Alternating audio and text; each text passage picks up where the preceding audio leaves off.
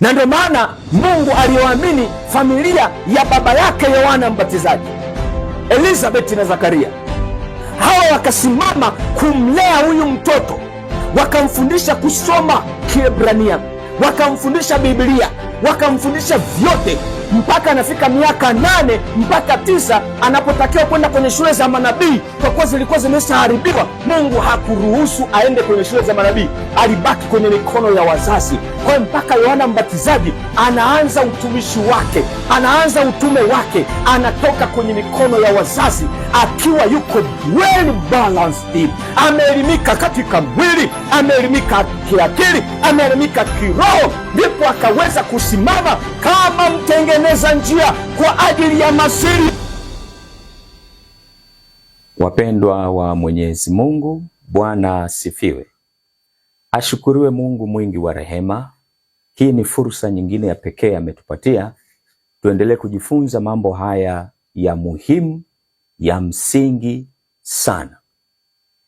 Ni mimi mtumwa wa Mwenyezi Mungu, mchungaji Fulgence Mangosongo wa kanisa la Waadventista wa Sabato. Ninakualika katika mfululizo wa masomo haya ya Pambano Kuu na Shule ya Unabii. Liko somo jingine la pekee lenye kichwa kinachosema kazi ya elimu na ukombozi ni moja. Somo linasema kazi ya elimu na ukombozi ni moja.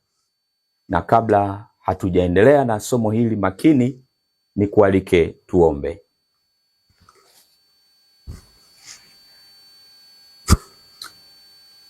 Baba mwema, tunakushukuru kwa fursa hii ya kujifunza chini ya mawakala wa kimbingu na mwalimu wa kimbingu. Mapenzi yako yatimizwe kwa jina la Yesu, amina. Kazi ya elimu na ukombozi ni moja. Nabii anasema hivi katika kitabu cha Elimu ya Kweli, UPH 2019, ukurasa wa 20. Cha Kiingereza ni kile kitabu cha Education, ukurasa wa 30, paragrafu ya 2. Ellen G. White nabii anasema, kwa uelewa wa juu, kazi ya elimu na ile ya ukombozi ni moja. Maana katika elimu, kama ilivyo katika ukombozi, msingi mwingine hakuna mtu awezaye kuuweka isipokuwa ni ule uliokwisha kuwekwa, yaani Yesu Kristo. Kwa kuwa katika yeye ilipendeza utimilifu wote ukae. Ngoja nifafanue hivi kidogo, ndugu mtazamaji. Kazi ya elimu na ukombozi ni moja. Sasa kama katika ukombozi hakuna msingi mwingine mtu awezaye kuuweka isipokuwa ule uliokwisha kuwekwa, yaani Yesu Kristo, ndio kiini cha ukombozi. Na ndio maana Yohana Injili 17:3 inasema, na uzima wa milele ndio huu, wakujue wewe Mungu wa kweli wa pekee na Yesu Kristo uliyemtuma. Kwa hiyo kumjua Mungu wa kweli, kumjua Yesu aliyemtuma ndio uzima wa milele. Vivyo hivyo katika elimu ina uzito sawa, ya kwamba msingi mwingine katika elimu hakuna mtu awezaye kuuweka isipokuwa ule uliokwisha kuwekwa, yaani Kristo. Kwa hiyo Yesu sasa ndiye kiini cha maarifa, na ndio maana katika kitabu cha Mithali anaitwa hekima. Kwa hiyo haiwezekani ukaitenganisha elimu ya kweli na ukombozi. Hapa katika elimu liko pambano kuu kati ya Kristo na Shetani. Shetani hawezi kukubali wanadamu wafundishwe elimu ya kweli, kwa sababu wanadamu wote wataokolewa, na njia pekee ya kuwafanya wanadamu wasiokolewe ni kuwapatia elimu bandia na kwa njia hiyo wanaandaliwa kumpokea shetani na tabia yake, wanaandaliwa kupokea alama ya mnyama. Wakati Mungu anasisitiza elimu ya kweli, wanapofundishwa wanafunzi elimu ya kweli, wanaandaliwa kumjua Mungu na Yesu Kristo aliyetumwa na huyo Mungu, na hivyo watakuwa na uzima wa milele. Hili swala la elimu sio swala dogo, ni zito, ni kiini cha pambano kuu. Nabii anaendelea kusema hivi katika elimu ya kweli, UPH 2019 ukurasa wa 7 katika education ni 13 paragrafu ya kwanza. Nabii anasema elimu ya kweli ni zaidi ya kusaka kozi fulani ya masomo, ni zaidi ya matayarisho ya maisha ya sasa. Inahusisha hali ya utu wetu wote pamoja na kipindi chote cha maisha ya mwanadamu. Ni ukuaji linganifu wa kimwili, kiakili na kiroho. Humtayarisha mwanafunzi kuwa na furaha kazini hapa ulimwenguni, na furaha ya juu zaidi ya huduma pana zaidi katika ulimwengu ujao. Hapo furaha kazini hapa ulimwenguni nimeweka rangi nyekundu na nimepigia mstari. Kuna maana nzito. Hiyo elimu ya kweli hiyo humtayarisha mwanafunzi kuwa na furaha kazini hapa ulimwenguni, na furaha ya juu zaidi ya huduma pana zaidi katika ulimwengu ujao. Hiyo furaha kazini, zingatia hapo juu. Elimu ya kweli ni zaidi ya kusaka kozi fulani ya masomo, ni zaidi ya matayarisho ya maisha ya sasa. Kwa elimu ya kweli hailengi tu kumpatia mtu maisha ya sasa, lakini pia ni kumwandaa huyo mtu kufaa kwa huduma ya hapa duniani, na pia kwa huduma iliyo bora katika ulimwengu ujao. Hiyo ndio elimu ya kweli. Hiyo ndio elimu ya kweli.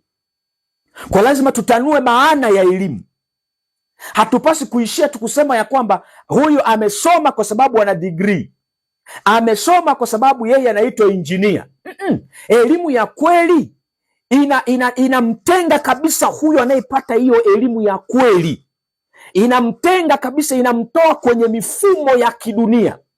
Huyu ambaye amepata elimu ya kweli anafanywa kufaa kwa huduma, na anakuwa na furaha kazini katika huduma yake hapa ulimwenguni. Ili uelewe hili, twende katika kitabu cha Manuscript Release gombo la kwanza ukurasa wa 228 paragrafu ya pili. Manuscript Release gombo la kwanza 228 paragrafu ya pili. Nabii anasema kusudi la Mungu katika kutoa ujumbe wa malaika yule watatu kwa ulimwengu ni kuandaa watu kusimama waaminifu kwake wakati wa hukumu ya upelelezi. Hili ndilo kusudi ambalo kusudi gani? Kuandaa watu kusimama waaminifu kwake nani? Mungu, wakati wa hukumu ya upelelezi. Yaani kuandaa wanadamu kubeba tabia ya Mungu, kuwa na sura ya Mungu, na hivyo ndivyo huyo mtu atasimama akiwa mwaminifu wakati wa hukumu ya upelelezi. Sasa huyu mtu ambaye amebeba tabia ya Mungu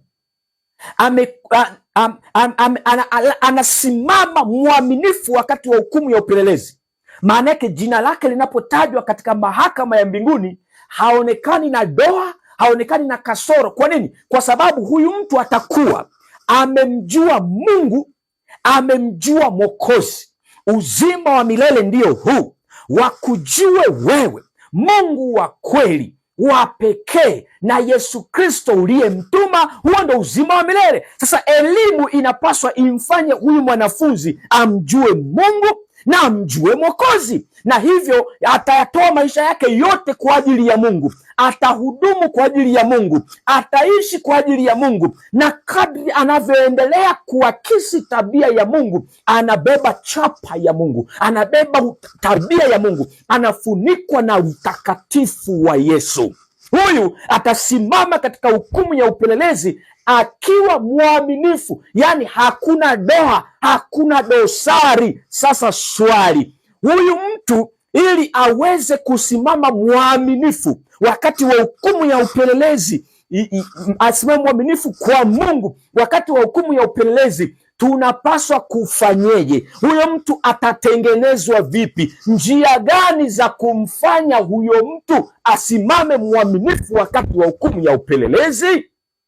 Nabii anaendelea kusema, hili ndilo kusudi ambalo tunaanzisha na kudumisha: 1, nyumba zetu za uchapaji; 2, shule zetu. Namba 3, sanitariums zetu, huduma ya uponyaji hiyo, sanitariums zetu, sio hospitali, sanitariums zetu, kutibu kwa njia rahisi katika namna ambayo Mungu alielekeza kwa kadri alivyomfunulia nabii mwaka 1863. Namba 4, migahawa ya usafi. Namba 5, vyumba vya matibabu. Namba 6 ni viwanda vya chakula. Hizo ndizo njia ambazo Mungu alitupatia Waadventista wa Sabato, njia za kuwafanya watu, njia za kuandaa watu wasimame waaminifu kwa Mungu wakati wa hukumu ya upelelezi. Nabii anaendelea kusema hivi, hili ndilo kusudi letu katika kuendeleza kila njia, yani every line ya kufanikisha kazi hii. Elimu ambayo mwanadamu alitakiwa kufundishwa ni elimu ya namna gani hii? Kuna mahali tumechepuka, Sasa basi, elimu ambayo Mungu alitupatia Waadventista wa Sabato imeshikamanishwa katika njia, pamoja na zile njia za kuhakikisha tunamfanya huyu mwanadamu anakuwa mwaminifu kwa Mungu wakati wa hukumu ya upelelezi, yaani njia za kupeleka Injili, njia za kuelimisha, njia za kuwafikia watu, njia za kuwahudumia watu, njia za kuwahubiri watu, njia za kuwafundisha watu, kuwafanya wawe waaminifu kwa Mungu wakati wa hukumu ya upelelezi. Elimu yetu imeshikamanishwa pamoja na njia za matibabu, vimeshikamanishwa pamoja, yani ni mnyororo wa hizi njia za kufikisha Injili, na hizi njia tunaziita regular lines za kufanikisha kazi ya Injili. Injili ni habari njema ya wokovu, ni habari njema kumuhusu Yesu. Sasa hiyo elimu, hayo maarifa ya kumuhusu Yesu, ndiyo elimu ya kweli, ndiyo elimu ya kweli. Nabii anasema hivi katika kitabu cha Evangelism 119 paragrafu ya 3. Evangelism 119 paragrafu ya 3. Nabii anasema, kwa maana maalum Waadventista wa Sabato wametengwa ulimwenguni. Waadventista wa Sabato wametengwa, wamekuwa set aside, wamekuwa sanctified, wametengwa ulimwenguni kama walinzi na wabeba nuru. Ngoja nieleze hivi, Waadventista wa Sabato ndio wamekabidhiwa mpango wa ukombozi. Waadventista wa Sabato ndio waliopewa jukumu la kufundisha ulimwengu. Waadventista wa Sabato ndio waliopewa jukumu la kubeba mpango wa Mungu wa ukombozi kwa njia ya elimu iliyoshikamanishwa na njia zingine za utume, regular lines, ili kuuhabarisha ulimwengu, ili kuuonya ulimwengu, ili kuuhubiri ulimwengu, ili kuufundisha ulimwengu. Na hiyo yote ndiyo elimu ya kweli, elimu ya kweli. Nabii anasema hivi, kwao nani? Waadventista wa Sabato wamekabidhiwa onyo la mwisho kwa ulimwengu, haliko lingine, onyo la mwisho kwa ulimwengu unaoangamia. Nabii anaendelea kusema hivi, juu yao nani? Waadventista wa Sabato, kuna nuru ya ajabu kutoka kwa neno la Mungu. Yaani Waadventista wa Sabato wamefunuliwa nuru kubwa mno. Waadventista wa Sabato wamefunuliwa hazina za mbinguni. Waadventista wa Sabato kwa lugha nyingine ni tishio kwa ufalme wa giza. Nabii anaendelea kusema hivi, wamepewa nani hao? Waadventista wa Sabato wamepewa kazi ya umuhimu mkubwa. Wamepewa kazi ya umuhimu mkubwa. Tangazo la ujumbe wa malaika wa kwanza na wa pili na wa tatu. Hakuna kazi nyingine ya umuhimu mkubwa sana. Hakuna kazi nyingine yenye umuhimu mkubwa sana. Hawapaswi Waadventista wa Sabato hao, hawapaswi kuruhusu kitu kingine chochote kunyonya umakini wao. Unapata picha gani? Kwa lugha nyingine ni kwamba Waadventista wa Sabato hatukutakiwa kufanya kazi nyingine yoyote nje ya njia hizi za utume, katika regular lines, zile njia rasmi kama nilivyokwisha kuzisoma hapa. Katika nyumba zetu za uchapaji, Wasabato wangekuwa wanashughulika, wanafanya kazi kwenye shule, wanafanya kazi kwenye sanitariums, tunafanya kazi kwenye migahawa ya usafi, kwenye vyumba vya matibabu na viwanda vya chakula. Hizo ni regular lines, lakini kuna irregular lines. Irregular lines ni kama hizo za mtu anaenda nyumba kwa nyumba kufundisha neno la Mungu, kuhubiri neno la Mungu, anapeleka vitabu, anapeleka machapisho na njia zozote ambazo Roho Mtakatifu atawaongoza Waadventista wa Sabato kuzifikia roho za watu. Hizo ni irregular lines. Lakini regular lines, njia rasmi za kazi ambayo Mungu alikuwa ametupatia, ni nyumba zetu za uchapaji, shule zetu, sanitariums zetu, migahawa ya usafi, vyumba vya matibabu na viwanda vya chakula. Na hivyo basi Mwadventista Msabato hakupaswa kufanya kazi nyingine yoyote. Sio wanasheria, sio uinjinia, sio tu anaitwa mhasibu, sijui anaitwa bwana mifugo, sijui nani. Hatukutakiwa kuajiriwa popote kwa kazi nyingine yoyote. Kwa nini? Tumetengwa, tumekuwa set aside, tumekuwa sanctified kwa kazi hiyo, tumewekwa pembeni, tumetengwa, tumekasimishiwa kazi kubwa na takatifu, ambayo kwa hiyo hatungepaswa kuruhusu kazi nyingine yoyote inyonye msukuma wetu, ibebe uzito kuliko kazi hiyo tuliyokabidhiwa,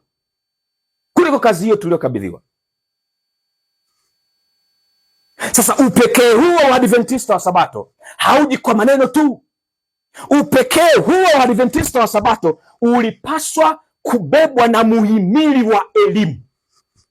Elimu ambayo Mungu alitupatia ndiyo ambayo ingetufanya Waadventista wa Sabato tuwe wa pekee. Kwa lugha nyingine kwamba kuacha mpango wa Mungu wa elimu ya kweli ni kukoma kuwa watu wa pekee, ni kuacha kuwa watu wa pekee. Na hiyo ndio ilikuwa ajenda ya Shetani. Sikiliza, katika kitabu cha elimu ya kweli UPH 2019 ukurasa wa 34 na 35, katika kitabu cha education ni ukurasa wa 47 paragrafu ya pili, nabii anasema yafuatayo: katika shule zote mbili, ya nyumbani na shuleni, mafundisho mengi yalitolewa kwa kuongea, lakini vijana walijifunza pia kusoma Kiebrania na magombo ya Agano la Kale yalikuwa wazi kwa ajili yao kujifunza. Hizo ni shule za manabii. Huo ndio mfumo wa elimu ambao ulianzia Eden, Mungu akaendelea nao baada ya kutoka Eden, na baadaye Mungu akawafundisha wa Israeli walipokuwa jangwani, shule ya jangwani, na baadaye akaenda nao walipofika nchi ya ahadi, wakaanzisha shule za manabii. Bado huo mpango wa Mungu wa elimu ndio ambao akawakabidhi Waadventista wa Sabato, Wayahudi wa sasa, Israeli ya sasa, watu wa pekee, watu wa Mungu, peculiar people, waliotengwa, waliokuwa sanctified, waliokuwa set aside kwa kazi kubwa. Walipewa huo mfumo wa elimu. Tulipewa Waadventista wa Sabato. Nabii anaendelea kusema hivi, somo kuu lililotolewa katika shule hizi: moja, ni amri za Mungu; mbili, maelekezo aliyopewa Musa. Maelekezo aliyopewa Musa ni maelekezo gani? Nao wanifanyie patakatifu, nipate kukaa katikati yao. Mpango wa ukombozi ukafunuliwa kwa njia ya ile hema. Namba tatu, sheria zingine tu kwa ujumla wake, pamoja na nyimbo na mashairi matakatifu. Lakini pia nabii anaendelea kusema hivi, katika kumbukumbu za historia takatifu, nyayo za Yehova zilioneshwa. Yani ajenda kuu ilikuwa ni kumfunua Yesu. Yani ule mfumo wa elimu uliokuwa unafundishwa pale kwenye shule za manabii ulikuwa na ajenda za kumfunua Yesu, kwa maana imeandikwa hivi katika Yohana 17:3, na uzima wa milele ndio huu, wakujue wewe Mungu wa kweli wa pekee na Yesu Kristo uliyemtuma. Kwa hiyo katika shule za manabii ilikuwa wajifunze wamjue Mungu muumbaji, ndio, alafu wamjifunze wamjue mkombozi wao, wajue wokovu unapatikaneje, wajue dhambi inaondokaje ndani yetu, wajue tunaokolewaje. Ndio ajenda ya elimu ambayo Mungu aliitoa tangu Edeni, ili sura ya Mungu iendelee kuakisiwa milele. Baada ya anguko, bado ajenda ya Mungu ikabaki pale pale. Sura ya Mungu inatakiwa iakisiwe, lakini inaakisiwa kwa namna gani? Anakuja mkombozi katikati ili aturejeshe kwenye mahusiano na Mungu. Kwa hiyo the center, the main character katika elimu, yani muhusika mkuu katika elimu ya kweli ni Yesu. Ni Yesu. Narudia tena, ni Yesu ndio muhusika mkuu katika elimu.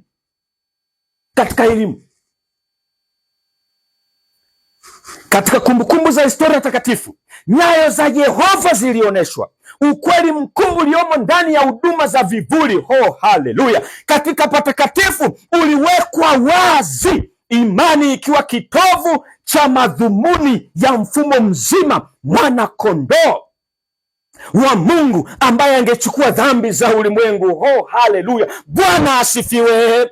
Roho ya utauwa ilijengwa. Ukisikia roho ya utauwa, roho ya uchaji wa Mungu, yani hawa walikuwa, shule inamtoa mwanafunzi akiwa mchaji wa Mungu, akiwa mwabudu halisi, anamwabudu Mungu katika roho na kweli, anamjua Mungu wake, anamjua mkombozi wake.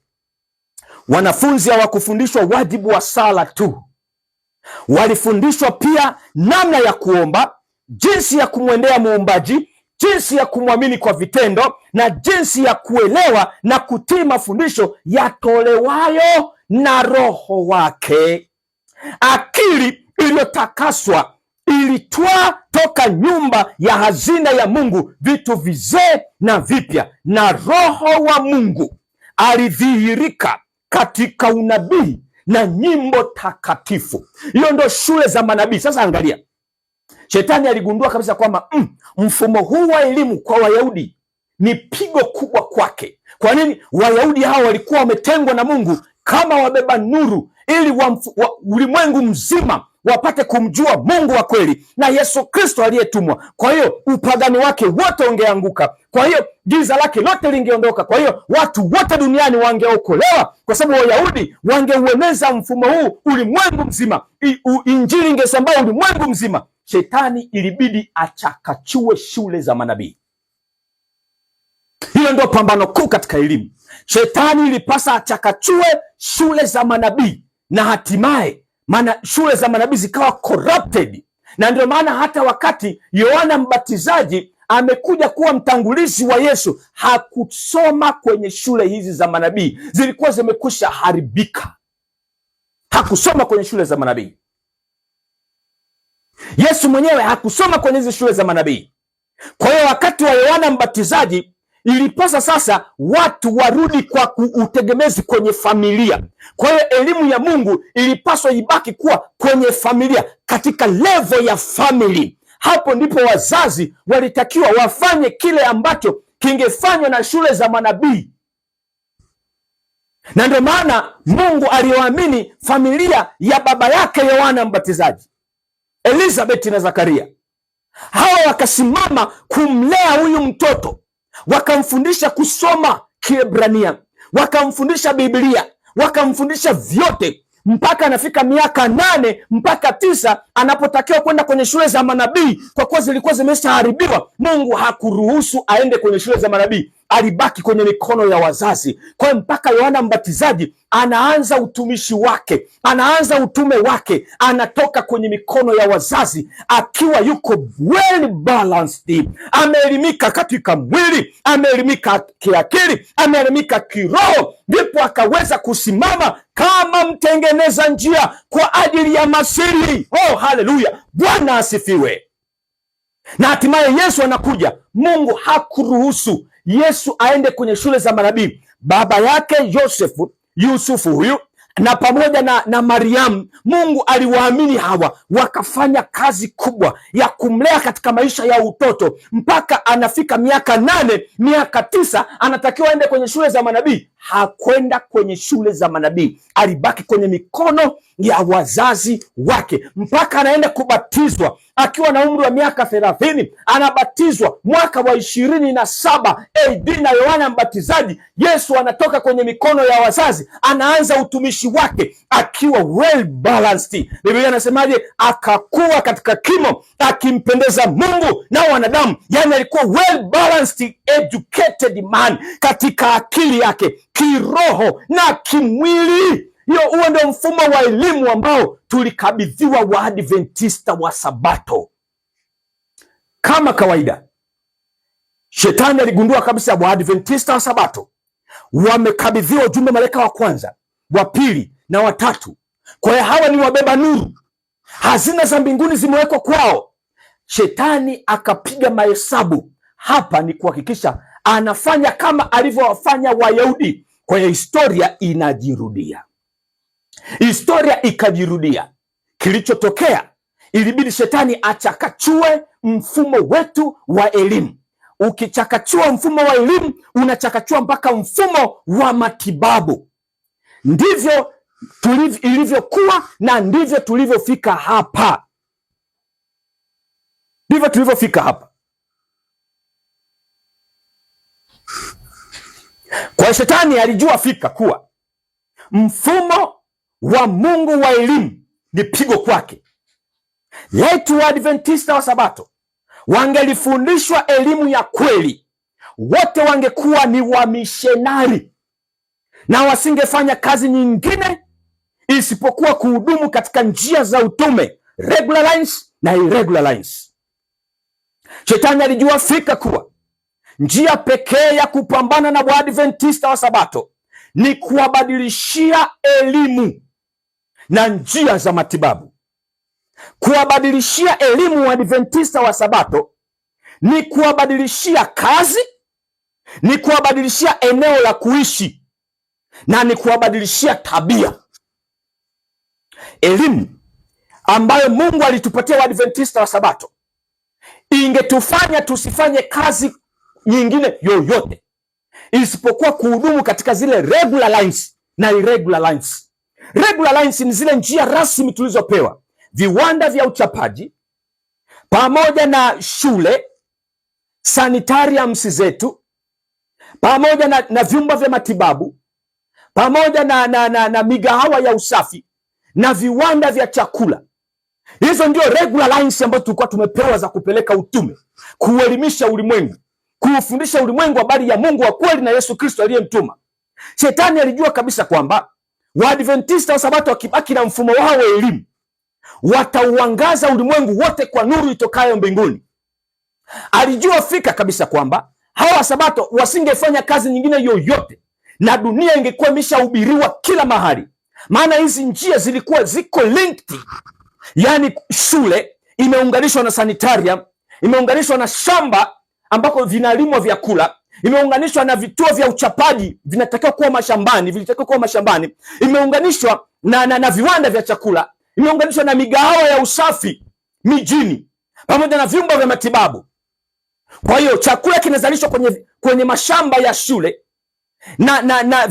na vinasindikwa kwenye viwanda vya chakula, alafu vinapelekwa kwenye migahawa ya usafi, vyakula ambavyo ni organiki, ambavyo ni vile ambavyo ni natural, mbegu za asili, vimeandaliwa katika namna bora ya kiafya na vinatengenezwa vizuri.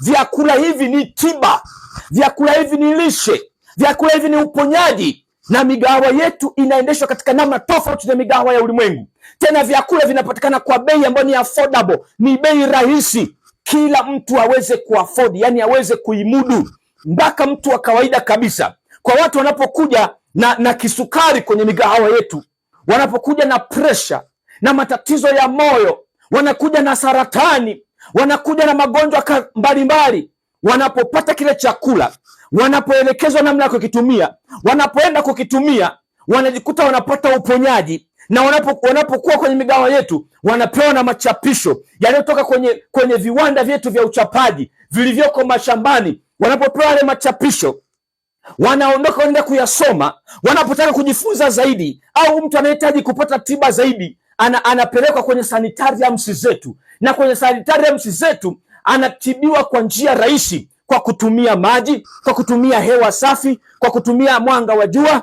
kwa kutumia lishe bora, kwa kupumzika, kwa kusikiliza sauti za maporomoko ya maji, kwa kufanya mazoezi, na mazoezi anafanya shughuli rahisi kulingana na hali yake, na katika namna yoyote ya tiba rahisi zinazofanyika kwenye sanitarium zetu. Huyo mtu anatoka pale amemjua Yesu ambaye anaitwa ni tabibu mkuu. Anamjua Yesu maana amefundishwa sheria za afya, amefundishwa sheria ya Mungu, amefundishwa mpango wa ukombozi. Anatoka pale huyo mtu amekuwa mwanafunzi wa Yesu. Na watoto wanaotoka kwenye shule, vijana wanaotoka kwenye shule zetu, wanajifunza sanitariums, wanaenda kuhudumu kwenye vituo vya uchapaji, wanaenda kuhudumu kwenye viwanda vya chakula, wanaenda kuhudumu kwenye vyumba vya matibabu, wanaenda kuhudumu kwenye migahawa yetu ya usafi, wanazunguka kwenye njia hizo regular lines. Kwa Mwadventista Msabato, kwa mfumo wa elimu tuliopewa na Mungu na mfumo wa matibabu, hatungeweza kufanya kazi nyingine yoyote.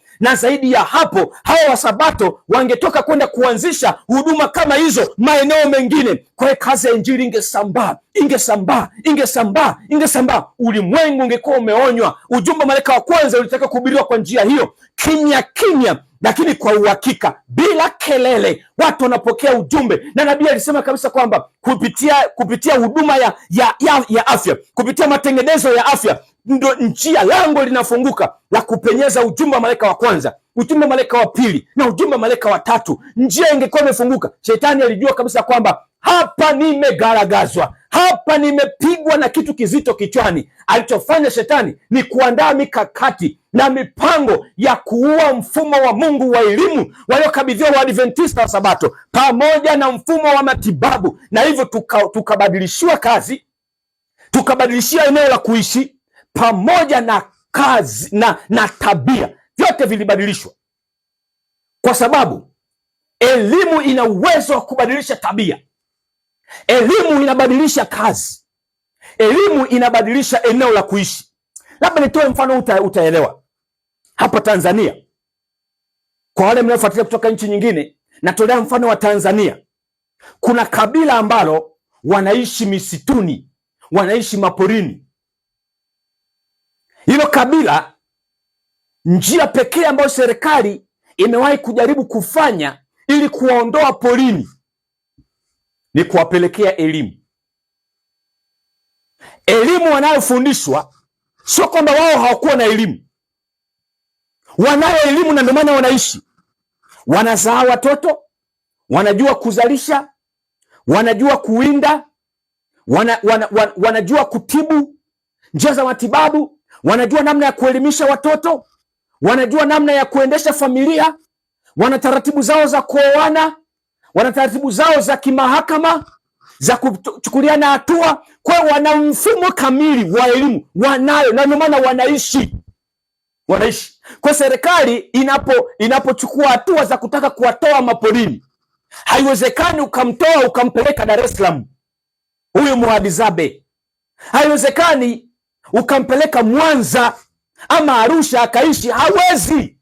Maana elimu yake imemtengeneza kuwa na tabia hiyo na aina fulani ya kazi na eneo fulani la kuishi. Kwa hiyo huyu Muhadzabe aliyopata elimu nyingine tofauti na elimu aliyokuwa nayo, hawezi kuishi kule maporini, kwa sababu hiyo elimu imembadilisha tabia, hiyo elimu imembadilishia kazi, hiyo elimu imembadilishia tabia. Kwa hiyo hawezi kukopu na wale walioko msituni. Wahadzabe kama Muhadzabe unanisikiliza, unanitazama, utakuwa shahidi kama wewe unaishi mjini ni kwa sababu ya elimu uliyoipata tofauti na elimu ya Wahadzabe ya asili. Nitolee mfano mwingine. Kule Ngorongoro kuna Wamasai. Njia mojawapo iliyotumika ya kuwapunguza Wamasai wasiwe wengi kwenye eneo lile ni kuwasomesha watoto wao. Hawa watoto wa Kimasai, na kama wewe ni mmoja wapo ulisomeshwa unanitazama, utakuwa shahidi, au kama wewe uko jirani na Ngorongoro utakubaliana na mimi. Hawa watoto walipopelekwa kwenye elimu hizi tofauti na elimu yao, sio kwamba hawa Masai hawana elimu. Wanatibu, wanajua kujitibu, wanazalisha, wana namna yao ya kusuluhisha, wana mahakama zao, wana namna ya kuchukuliana hatua, wanajua kutibu ng'ombe, wanajua kuishi maisha yao kwa ujumla wake. Hiyo ni elimu. Sasa wanaposomeshwa hawa watoto elimu tofauti na yao, lazima waondoke Ngorongoro. Kwa nini? Tabia yao imebadilika. Namba 2, kazi imebadilika, na hivyo wanatakiwa wabadilishe eneo la kuishi kutokana na mfumo ambao Waadventista tulikuwa tumepewa na Mungu wa elimu na matibabu na njia zile za utume zingine ambazo ni viwanda vya uchapaji, shule zetu, sanitariums zetu, viwanda vya chakula, vyumba vya matibabu na migahawa ya usafi. Hizi ndizo regular lines ambazo zilitakiwa ziwe zimeshikamana na mfumo wa Mungu wa elimu na matibabu, zimeshikamana na mpango wa Mungu wa ukombozi unataka ufunuliwa ulimwenguni kote, kama watu tuliotengwa wa pekee maalum, tuliokabidhiwa onyo la mwisho kwa ulimwengu unaoangamia. Hizi ndizo njia ambazo rasmi tulizokuwa tumepewa. Kama tungeendelea na elimu yetu, Waadventista wa Sabato, maeneo ya Waadventista wa Sabato ya kuishi yangekuwa ni mashambani siku zote, yangekuwa ni milimani siku zote, mashambani na sio mijini. Tabia zetu zingekuwa ni tabia safi za Yesu, tofauti na sasa. Hata mavazi yetu yasingekuwa haya mavazi ambayo wake zetu, wadada zetu, mama zetu wanavaa siku hizi. Wanasuka marasta, wanavaa mawigi, wanapaka midomo, wanaacha matiti wazi, wanaacha mapaja wazi, wanavaa suruali na kadhalika. Hayo wasingekuwa wanayafanya. Tabia imebadilika kwa sababu tumebadilishiwa elimu. Eneo la kuishi limebadilika. Badala ya kuishi mashambani, tunaishi mijini kwa sababu elimu imetubadilisha tabia. Haiwezekani tukaishi tena vijijini, mashambani. Haiwezekani tena tukafanya kazi ambazo tulikuwa tunazifanya mwanzo. Kwa hiyo tukabadilishiwa kazi. Elimu tuliopewa na shetani imetubadilishia kazi. Ndio sasa utasikia kwamba unajua tumebaki mjini kwa sababu ni watumishi wa serikali. Nani ni mwalimu? Nani ni polisi? Nani ni mwanajeshi? Nani ni usalama wa taifa? Nani ni injinia? Nani ni mwanasheria? Amebaki mjini, anasema ya kwamba ninapoendelea kuhudumu huku ninaifanya kazi ya Mungu. Hujaelewa. Tumeibiwa siku nyingi. Kazi unayoifanya ni matokeo ya kubadilishiwa elimu, na Mungu hakutaka tufanye kazi hizo. Unajua, mimi kama mchungaji siwezi nikaondoka. Imeandikwa tusiondoke kwa haraka. Wengine watabaki mijini wakiendelea kufanya kazi ya Mungu. Kazi gani unayoifanya? Kazi gani ikiwa njia ambazo Mungu alitupa za kupeleka utume, hizo regular lines, tumeziondoa kwa sababu tumebadilishiwa elimu, na wewe sasa unafanya kwa sababu ya elimu iliyobadilika. Je, kazi gani unayosema unaifanya?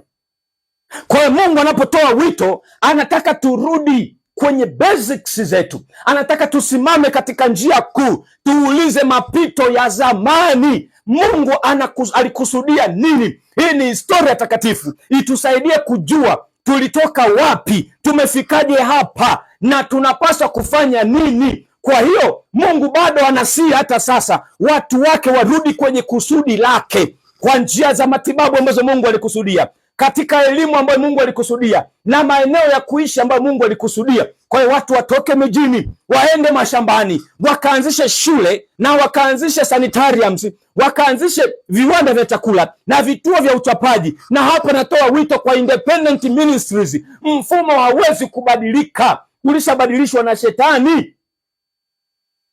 Kwa hiyo tumebadilishiwa mpaka tafsiri ya utume. Leo tunasema mahubiri ya satellite, tunafanya kazi ya Injili. Mungu hakutupa hiyo njia. Leo tunasema ya kwamba kujenga majengo ya kifahari ya ofisi nayo yanahubiri. Hiyo ni njia ya kibabeli, na siku zote kanisa linalotaka kuonekana kwa nje ni kanisa lililokufa ndani.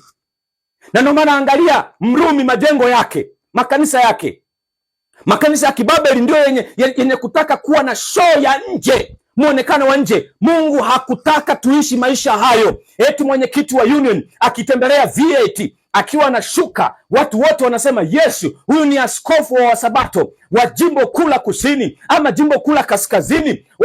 Wakimwona mwenyekiti wa conference ama field anashuka kwenye V8, wanasema Yesu, huyu ndiye askofu wa Wasabato wa jimbo dogo fulani na kadhalika. Hizo ni njia za kibabeli. Eti gari ya V8 inahubiri. Mungu hakutupa njia hiyo, ni kwa sababu tumebadilishiwa elimu. Tumebadilishiwa elimu, tumebadilishiwa mpaka tafsiri ya utume, mpaka njia za utume zimebadilika, mpaka mahali pa kuishi. Wasabato wamejazana mijini na hawataki kusikia, hawataki kutoka, wamejazana mijini kwa sababu tumebadilishiwa elimu. Tumebadilishiwa elimu. Sehemu ya pili ya somo hili tutakuja kujibu swali, nani aliye nyuma ya mabadiliko haya? Ni kweli ni Shetani. Tunataka tudadavue, tutoe vithibitisho ya nani alihusika, ilikuwa kuwaje, tumefanyeje mpaka tumefika hapa. Kwa nini mfumo mtakatifu wa elimu pamoja na matibabu tuliopewa na Mungu ubadilishwe kiasi hiki?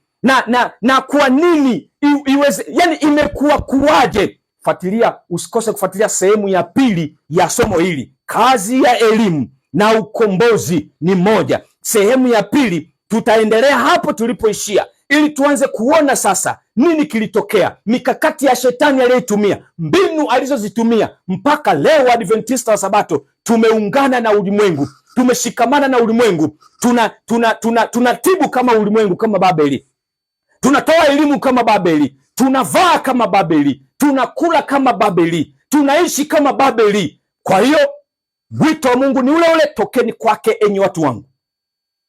Tutakuja kuona sehemu ya pili, namna ambavyo Shetani alituchakachua Waadventista wa Sabato.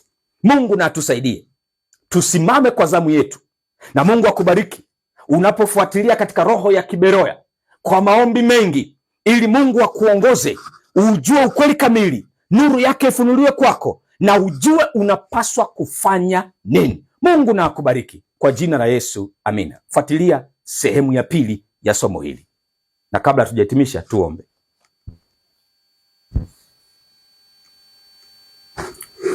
Baba mwema, ninakushukuru kwa sababu umeamua kuyafunua haya yaliyositirika. Historia ikifichwa, mwanadamu hajui anakokwenda na anakuwa mtumwa. Umekusudia kututoa katika utumwa, na umekusudia kutupa kusudi la uwepo wetu na kutueleza tunakoelekea na kutujulisha tumefika wapi, tumefikaje na tunapaswa kufanya nini. Tusaidie na utubariki kwa somo linalofuata, sehemu ya pili, kwa jina la Yesu, amin. Roho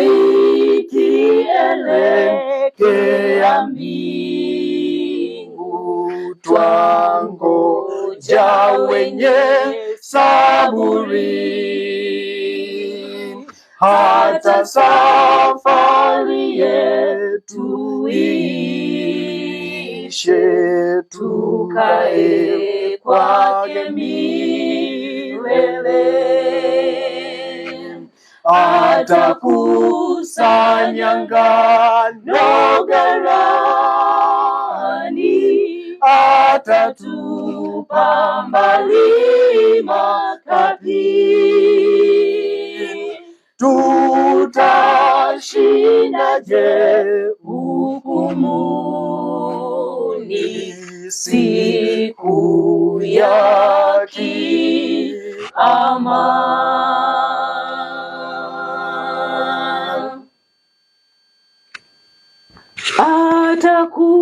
Atakusanya ngano ghalani, atatupa mbali makapi. Tutashindaje hukumuni siku ya kiama?